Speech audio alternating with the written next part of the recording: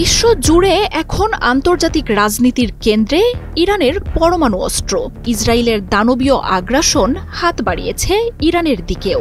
আর যুক্তরাষ্ট্রে ট্রাম্পের প্রত্যাবর্তন ইরানের ভবিষ্যৎকে অনিশ্চিত করে তুলেছে।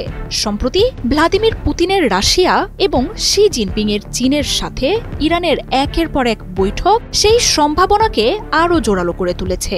এমন পরিস্থিতিতে চীন রাশিয়ার মতো দুই পরাশক্তিকে সাথে নিয়ে যে কোনো দিন আসতে পারে ইরানের পরমাণু অস্ত্রের আনুষ্ঠানিক ঘোষণা।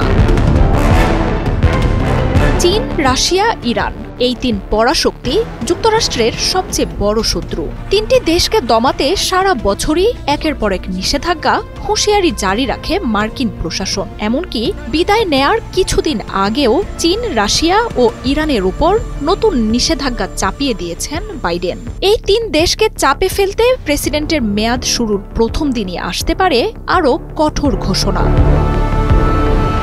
আর এমন পরিস্থিতির আগে নিজেদের শক্তিশালী সম্পর্ক ঝালিয়ে নিচ্ছেন পুতিন, জিনপিং ও পেজেশকিয়ান। তিন দেশই জোরালো করেছে কূটনৈতিক তৎপরতা। সম্প্রতি চীন সফরে যান ইরানের পররাষ্ট্রমন্ত্রী আব্বাস আরাকচি। সেখানেই দেশটির শীর্ষ কূটনীতিক ওয়াং ইর সাথে বৈঠক করেন তিনি। সেই বৈঠকে ইরানকে পূর্ণ সমর্থন দেওয়ার ঘোষণা দেয় শি জিনপিংয়ের দেশ।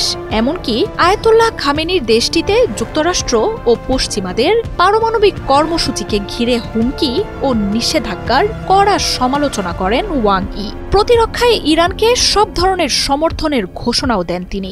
বিস্তারিত কিছু না জানালেও চলতি বছর ইরানের পরমাণু কর্মসূচির জন্য অত্যন্ত গুরুত্বপূর্ণ বলে জানায় চীন।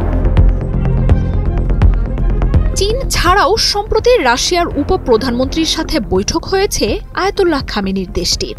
ডিসেম্বরের শেষ দিকে তেহরান সফর করেন রাশিয়ার উপপ্রধানমন্ত্রী ভিতেলি সেভেলেভ এবং অ্যালেক্সেই ওভারচুক। চলতি মাসে ট্রাম্পের দায়িত্ব নেয়ার আগেই রাশিয়া সফরে যাচ্ছেন ইরানের প্রেসিডেন্ট মাসুদ পেজেশকিয়ান।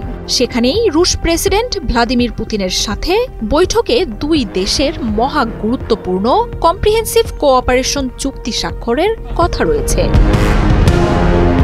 বিশ্বজুড়ে চলমান ভূরাজনৈতিক উত্তেজনার মধ্যে চীন, রাশিয়া ও ইরানের শক্তিশালী এই জোট নিয়ে শঙ্কায় রয়েছে পশ্চিমারা। তিনটি দেশের শক্তি কমাতে একের পর এক নিষেধাজ্ঞা দিয়েছে যুক্তরাষ্ট্র ও এর মিত্রগুলো। তবে পারস্পরিক সহযোগিতায় সেই নিষেধাজ্ঞা দেশগুলোর উপর তেমন কোনো আঁচই ফেলতে পারেনি। সম্প্রতি চীন সফরেও এই একই কথা বলেছেন ইরানের পররাষ্ট্রমন্ত্রী।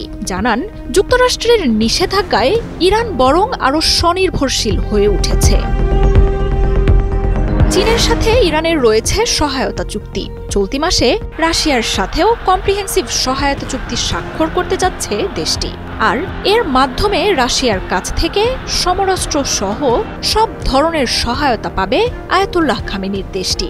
আর পশ্চিমাদের সব শঙ্কা সত্যি করে চীন রাশিয়াকে পাশে নিয়ে ২০ জানুয়ারি ট্রাম্পের ক্ষমতা গ্রহণের আগেই তাই পারমাণবিক শক্তির আনুষ্ঠানিক ঘোষণা দিতে পারে ইরান।